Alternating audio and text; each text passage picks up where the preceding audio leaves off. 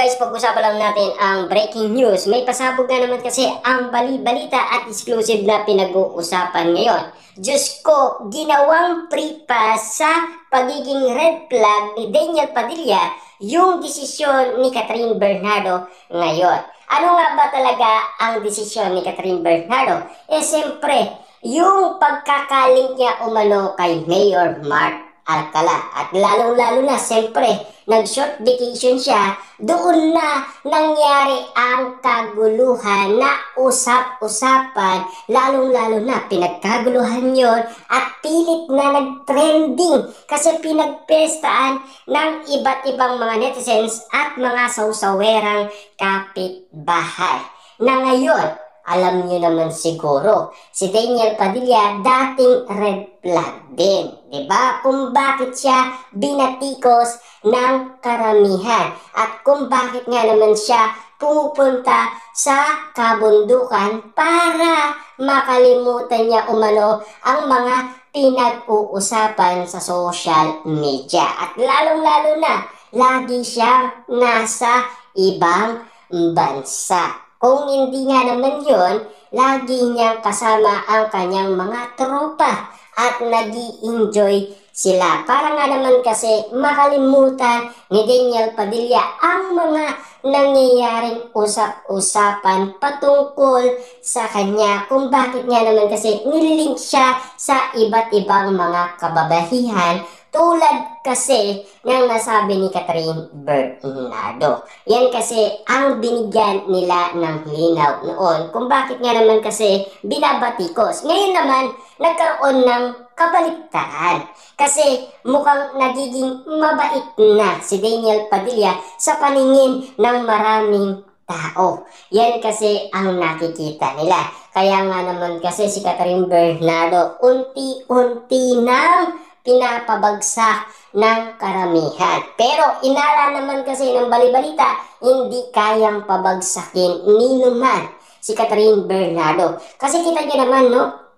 Parami ng parami umano ang mga endorsement ni Catherine Bernardo. Lalong-lalo na, kakagaling niya lang sa bakasyon, marami na nakapilang mga project na gagawin ni Catherine Bernardo. Lalong-lalo na, meron pang pinag-uusapan na meron daw pasabog ang ABS-CBN na malaking project para kay Catherine Bernardo na teleserye. At ang magiging kapartner niya daw, walang iba kundi si James. Yan kasi ang mga kwento-kwento na pinagkakaguluhan, pinagpepestaan ng karamihan. Subalit marami nga naman kasing nangyayari ngayong kaganapan kung bakit nga naman kasi may pagkukumpara. Siyempre alam niyo naman siguro lahat ng nangyayari ngayon na pinag-uusapan. Si Catherine Bernardo tahimik lang tulad ni Daniel Padilla. At lalong-lalo na siyempre, lahat ng mga nangyayari ngayon ay pumapabor na kay Daniel Padilla. At lalong-lalo na, nakabawi umano si Daniel Padilla kay Catherine Bernardo dahil noon si Catherine Bernardo ang nakakuha ng award. Ngayon naman, talagang bumawi si Daniel Padilla. Siya naman ang susungkit ng award at siya naman ang pupunta sa ibang bansa. Siyempre, mangyayari yan sa October 2, 2025. Kaya nga naman kasi, ang karamihan, abangers na at nag-iintay na. Subalit, merong bumabatikos pa rin kay Daniel Padilla.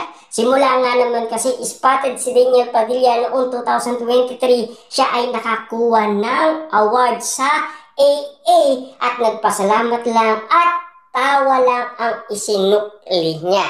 Kasi ayon umano sa karamihan, sana mag-practice na daw si Daniel Padilla ng kanyang speech. Para nga naman kasi hindi umano siya mahirapan. Kasi lalong-lalo na, gwapo nga daw pero hindi magaling magsalita. Ayon kasi sa karamihan, di ba? Meron daw ibubuga sa drama, comedy, lalong-lalo na sa action star. Pero wala daw itong ibubuga pagdating kapag siya ay nakakuha ng award, kapag siya ay nagsasalita na.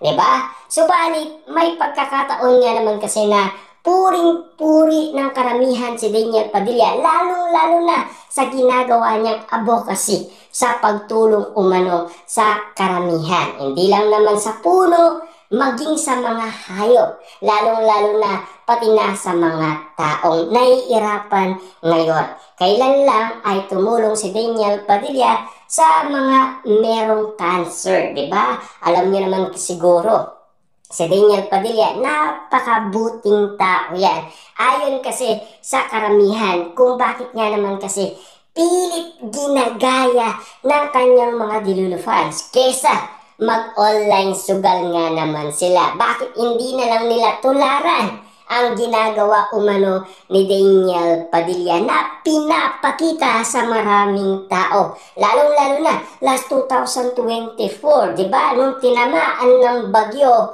ang Bicol, siya ay tumulong din at namimigay siya ng GCash. Ganon kalupit umano si Daniel Padilla. Alam niyo naman siguro, kita niyo naman, no? Konti lang ang kanyang mga endorsement. Pero sa pagtulog, grabe, talagang umaapaw sa blessing sa pagtulong si Daniel Padilla. Yan yata ang isang Daniel Padilla. Talagang hindi niya nakakalimutan ang mga pangarap noon ng Katniel noong magkasama pa si Daniel Padilla at Catherine Bernardo, na ngayon siya pa rin ang nagpapatuloy kahit wala na si Catherine Bernardo. At lalong-lalo na siyempre, no, na dahil nagkaroon ng successful ang teleserye ni Daniel Padilla, may regalo si Daniel Padilla para sa kanyang sarili. Siyempre, brand new car, diba? Grabe nga naman kasi, siyempre, inala kasi ng karamihan, single naman siya at wala pa siyang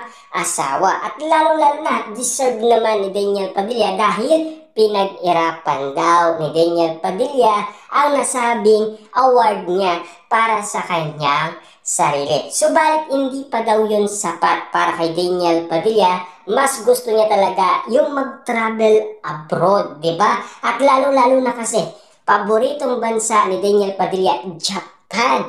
Grabe nga naman kasi, nung spotted si Daniel Padilla na kumakain ng mga Japanese food, talagang sarap na sarap si Daniel Padilla. Kaya lagi niyang binabalikan ang nasabing bansa. Siyempre, alam niyo naman siguro, noong pa man kasama niya si Catherine Bernardo at lagi nga naman silang pumupunta sa Japan. At subalit, may mga isyong kaganapan last 2023 na baka publicity lang daw ang iwalayan, samantalang nag-ibang bansa pa si Catherine Bernardo at Daniel Padilla sama ang mga kaibigan.